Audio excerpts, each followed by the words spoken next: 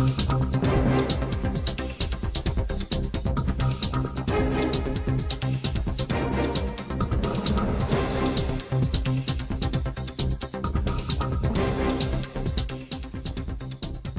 9 ಅಭ್ಯರ್ಥಿಗಳ ಪಟ್ಟಿಯನ್ನ ಪ್ರಕಟ ಮಾಡುವ ಸಾಧ್ಯತೆ ಇದೆ ಅನ್ನೋ ಅಪ್ಡೇಟ್ ಲಭ್ಯ ಆಗ್ತಾ ಇದೆ. ಕಾಂಗ್ರೆಸ್ಗೆ ಸಂಬಂಧಪಟ್ಟಂತೆ ಮೊದಲ ಪಟ್ಟಿಯಲ್ಲಿ 40 ಅಭ್ಯರ್ಥಿಗಳ ಹೆಸರನ್ನ ಘೋಷಣೆ ಮಾಡಲಾಗುತ್ತೆ. ಇವತ್ತು ಸಂಜೆನೆ ಕಾಂಗ್ರೆಸ್ನ ಅಭ್ಯರ್ಥಿಗಳ ಫಸ್ಟ್ ಲಿಸ್ಟ್ ಔಟ್ ಆಗುತ್ತೆ. ಸೊ ಯಾವ ರೀತಿ ಕ್ಯಾಂಡಿಡೇಟ್ಸ್ ಅನ್ನ ಇಳಿಸ್ತಾರೆ, ಒಂದೇ ಮಾನದಂಡ ಆದ್ರೂ ರಾಜ್ಯದ 9 ಅಭ್ಯರ್ಥಿಗಳು ಯಾವ ಕ್ಷೇತ್ರಕ್ಕೆ ಸಂಬಂಧಪಟ್ಟಂತೆ ಅಂತ ಆಲ್ರೆಡಿ ಈಗಾಗಲೇ ಯೋಚನೆ ಮಾಡಿ ಫೈನಲೈಸ್ ಮಾಡಿದ್ದಾರೆ. ಇವತ್ತು ಅನೌನ್ಸ್ಮೆಂಟ್ ಸಂಜೆ ಅಷ್ಟೊತ್ತಿಗೆ ಮಾಡ್ತಾರೆ ಅನ್ನೋ ಅಪ್ಡೇಟ್ ಕೂಡ ಲಭ್ಯ ಆಗ್ತಾ ಇದೆ. ಬಟ್ ಕಾಂಗ್ರೆಸ್ಗೆ ಇದ್ದಿದ್ದಂತಹ ದೊಡ್ಡ ಕನ್ಫ್ಯೂಷನ್ ಅಂತ ಹೇಳಿದ್ರೆ ಸಚಿವರು ಕಂಟೆಸ್ಟ್ ಮಾಡೋ ವಿಚಾರದಲ್ಲಿ ತುಂಬಾ ಜನ ಹಿಂದೇಟ್ ಹಾಕ್ತಾ ಇದ್ರು. ಆಮೇಲೆ ಅಭ್ಯರ್ಥಿಗಳ ಕೊರತೆ ಇತ್ತು. ಸೊ ಆಮದು ಮಾಡ್ಕೊಳ್ತಾರಾ ಕಾಂಗ್ರೆಸ್ ಕ್ಯಾಂಡಿಡೇಟ್ಸ್ ಅನ್ನ ಅನ್ನೋ ಪ್ರಶ್ನೆ ಇತ್ತು. ಬಿಕಾಸ್ ಲಾಸ್ಟ್ ಟೈಮ್ ವಿಧಾನಸಭೆ ಚುನಾವಣೆಯಲ್ಲೂ ಕೂಡ ಇದೇ ರೀತಿ ಆಮದು ಮಾಡ್ಕೊಂಡಿದ್ರು. ಸೊ ಈ ಸಲ ಹೇಗೆ, ಆಮೇಲೆ ಎರಡನೇ ತಲೆಮಾರಿನ ರಾಜಕಾರಣಕ್ಕೆ ಹೇಗೆ ಆದ್ಯತೆಯನ್ನ ಕೊಡ್ತಾರೆ ಅನ್ನೋದು ಕೂಡ ಅಷ್ಟೇ ಕುತೂಹಲಕ್ಕೆ ಕಾರಣ ಆಗ್ತಾ ಇದೆ. ಪ್ರಯೋಗದ ದಾರಿಗೆ ಸೈ ಅಂತಾರ ಅಥವಾ ತಮ್ಮ ಅಭ್ಯರ್ಥಿಗಳ ವಿಚಾರದಲ್ಲಿ ರಾಜ್ಯ ನಾಯಕರ ಮಾತಿಗೆ ಹೆಚ್ಚು ತೂಕ ಸಿಗುತ್ತಾ ಅನ್ನೋ ಪ್ರಶ್ನೆಗೂ ಉತ್ತರ ಸಿಕ್ಬಿಡುತ್ತೆ. 9 ಅಭ್ಯರ್ಥಿಗಳು ಎಲ್ಲಿ ಝೀರೋ ಕನ್ಫ್ಯೂಷನ್ ಇದೆಯೋ, ಆಮೇಲೆ 100% ಕನ್ಕ್ಲೂಷನ್ ಇದೆಯೋ ಅಲ್ಲಿ ಅಭ್ಯರ್ಥಿಗಳನ್ನ ಇವತ್ತು ಫೀಲ್ಡ್ ಮಾಡ್ತಾರೆ ಅನ್ನೋದು ಗೊತ್ತಾಗ್ತಾ ಇದೆ. ಸೊ ಸಹಜವಾಗಿ ಆಕಾಂಕ್ಷಿತರಲ್ಲಂತೂ ಕೆಲವು ಕ್ಷೇತ್ರದಲ್ಲಿ ಹನುಮಂತನ ಬಾಲದ ರೀತಿ ಪಟ್ಟಿ ಇರ್ತಾ ಇತ್ತು. ಬಟ್ ಕಗ್ಗಂಟಾಗಿರುವ ತಲೆನೋವಾಗಿರುವಂತಹ ಕ್ಷೇತ್ರಗಳನ್ನ ಬಿಟ್ಟು ಉಳಿದ 9 ಕ್ಷೇತ್ರಗಳು ಎಲ್ಲಿ ಪ್ರಾಬ್ಲಮ್ ಇಲ್ಲವೋ, ಎಲ್ಲಿ ಕಂಟೆಸ್ಟ್ ಮಾಡೋದಕ್ಕೆ ಸುಗಮ ಇದೆಯೋ ದಾರಿ, ಅಲ್ಲಿ ನೋಡ್ತಾರೆ.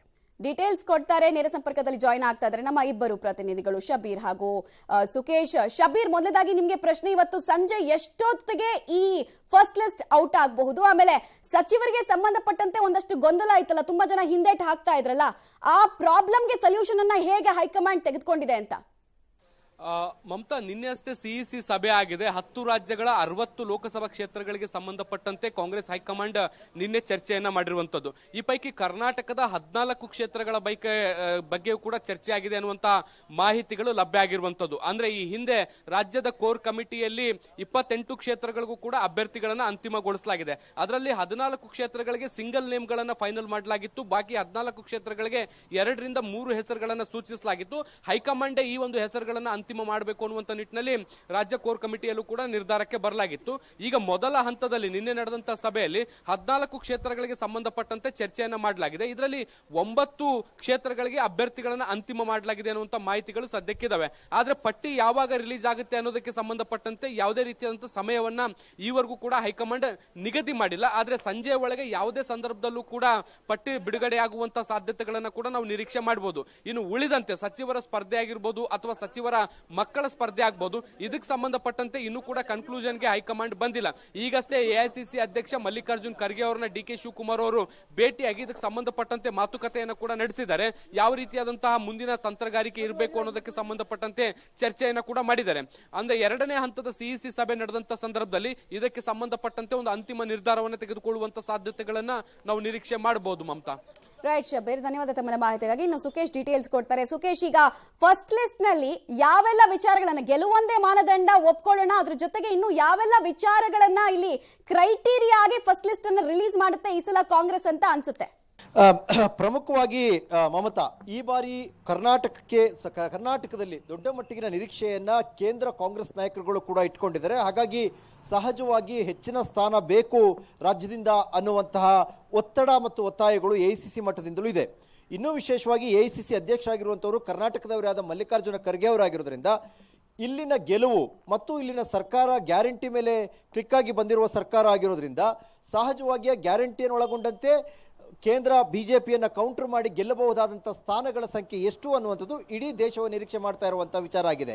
ಹಾಗಾಗಿ ಸಹಜವಾಗಿಯೇ ದೊಡ್ಡ ಮಟ್ಟದ ಗೆಲುವಿಗೆ ಪೂರಕವಾಗುವಂತಹ ಅಭ್ಯರ್ಥಿಯಾಗಿರಬೇಕು ಮತ್ತು ದೊಡ್ಡ ಮಟ್ಟಿಗಿನ ಗೊಂದಲ ಕ್ಷೇತ್ರದಲ್ಲಿ ಅಥವಾ ಸ್ಪರ್ಧೆ ಮಾಡಿ ನನಗೆ ಕೊಟ್ಟರೆ ನಾನು ಬಿಡಲ್ಲ, ಅವ್ರಿಗೆ ಕೊಟ್ಟರೆ ನಾನು ಕೆಲಸ ಮಾಡಲ್ಲ ಅನ್ನುವಂತಹ ಗೊಂದಲವಿಲ್ಲದ ಕ್ಷೇತ್ರಗಳ ಆಯ್ಕೆ ಆಗಬೇಕು.